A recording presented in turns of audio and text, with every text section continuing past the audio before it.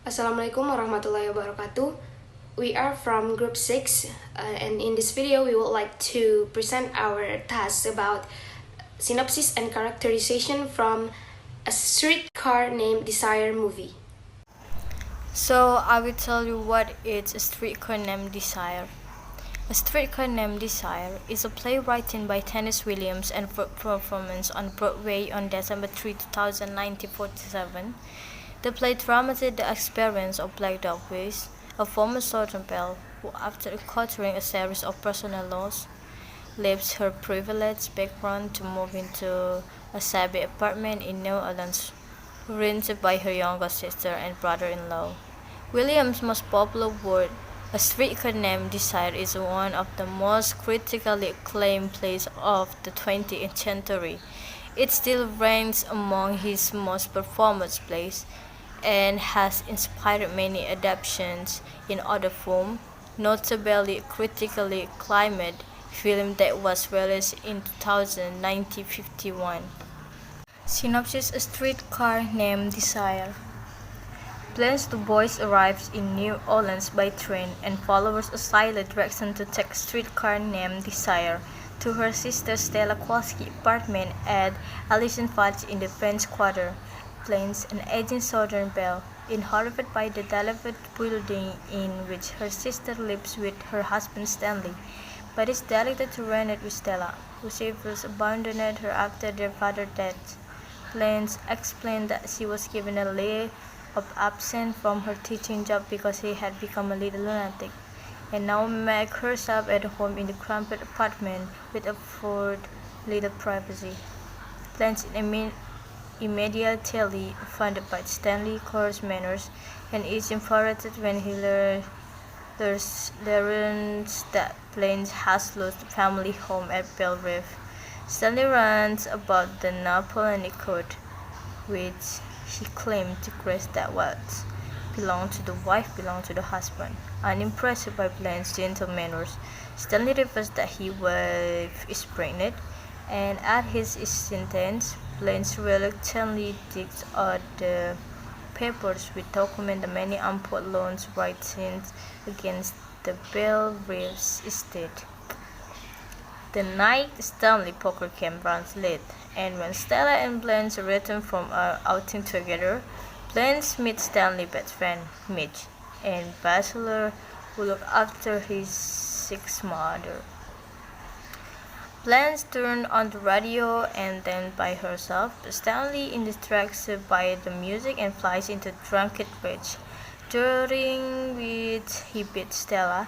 Stella and her terrified sister run out to their neighbor and nearest apartment, but later when Stanley calls up to her in remorse, Stella is thrown back to her husband and makes up with him. Blaine's horrified by Stanley brutally injured in the street with Mitch. The next day, Stanley overhears Blaine's encourage Stella to leave Stanley, who she calls an animal and subhuman, but she is unable to shake Stella's devotion to her husband. Stanley reveals that he has heard some unsavory gossip about Balance, and his apparent secret knowledge honors her.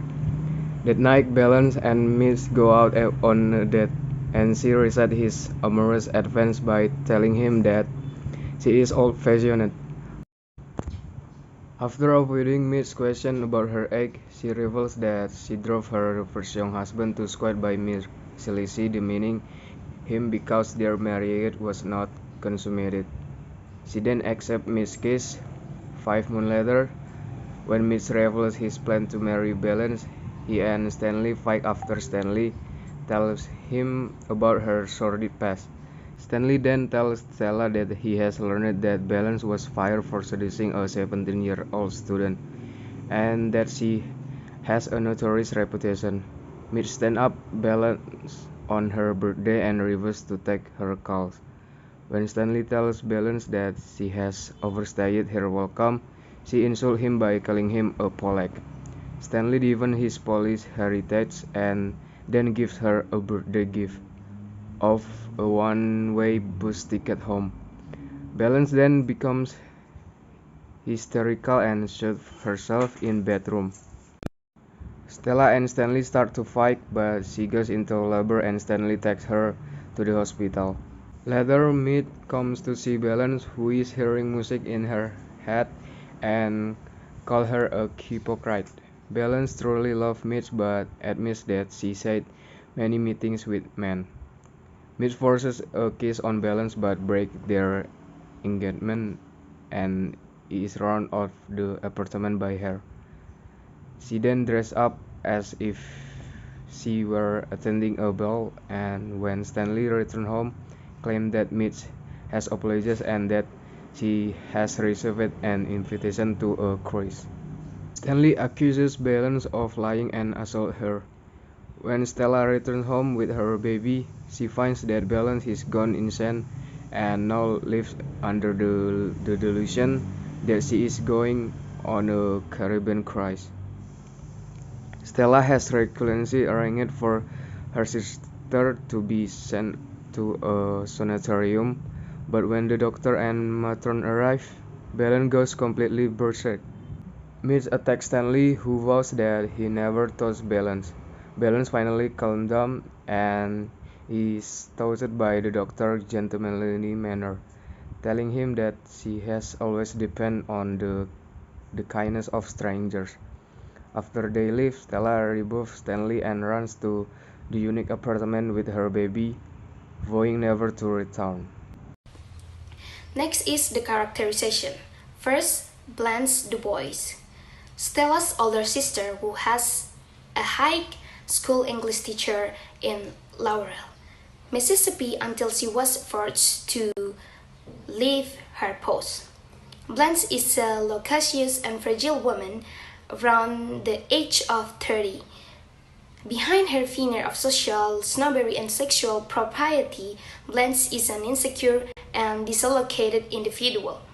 She's an aging Southern belle who lives in a state of perpetual panic about her fading beauty. Her manner is dainty and frail, and she sports a wardrobe of snowy but cheap evening clothes. The second is Stella Kowalski. Stella is Blanche's younger sister, but in many ways she behaves like the elder of the two. Stella appears more grounded, more tolerant, and less sensitive than Blanche. She also seems to be a natural nurturer who enjoys waiting on and doing things for her sister. Next is Stanley Kowalski, the husband of Stella. Stanley is the epitome of vital force. He is loyal to his friends, passionate to his wife, and heartlessly cruel to Blanche. With his follies and satire, he represents the new heterogeneous America. Okay, the next characterization from A Streetcar Named Desire is Mitchell. He's clumsy, sweetie, and has unrefined interests like muscle buildings. Though sensitive, he lacks Blanche's romantic perspective and spirituality as well as her understanding of poetry and literature. Next is Eunice, Stella's friend, upstairs neighbor, and landlady. Eunice and her husband Steve represent the low-class, carnal life that Stella has chosen for herself. Like Stella, Eunice accepts her husband's affection despite his physical abuse of her. Next is Alan Grady, young man with poetic aspiration whom Blaine fell in love with and married as a teenager. Next is a young collector, a teenager who comes to the Kolsky's doors to collect for the newspaper when Blanche is home alone. Next is Sep Honley, a former suitor of Blanche's, whom she met again in a year before her arrival in New Orleans while vacationing in Miami. Next is Steve. Steve is Stanley's poker buddy who lives upstairs with his wife Eunice. Like Stanley, Steve is British, hot-blooded, physically fit male and an abusive husband. Next is Pablo. Pablo is Stanley's poker buddy. Like Stanley and Steve, is basically fit and British. And the next character is an unnamed black woman. In scene 1, the unnamed black woman is sitting on the steps talking to Eunice when Blanche arrives, and she finds Stanley open sexual gesture towards Stella hilarious. Next is a doctor. At the play's finale, the doctor arrives to whisk Blanche off to an asylum. He and the nurse initially seem to be heartless institutional caretakers, but in the end, the doctor appears more kindly as he takes off his jacket and leads Blanche away. And then a Mexican woman, a vendor of Mexican funeral decoration who fighters Blanche by issuing the plaintive call Flores para los muertos, which mean flowers for the dead. Okay, the last characterization from A Streetcar Named Desire is prostitute. The moment before Stanley rapes Blanche, the back wall of the Kolsky's apartment becomes transparent, and Blanche sees a prostitute in the street being pursued by a male drunkard. Next is Saul, is a supply man who is Stanley's co-worker and his source for stories of Blanche's disreputable past in Laurel, Mississippi. Saul travels regularly through Laurel. And the last characterization from a streetcar named Desire is a nurse, also called the matron. She accompanies the doctor to collect Blanche and bring her to an institution. That's all about characterization from A Streetcar Named Desire. Thank you. Maybe that's all that we can share to you. And sorry if there are any mistake. Thank you for your attention. Assalamualaikum warahmatullahi wabarakatuh.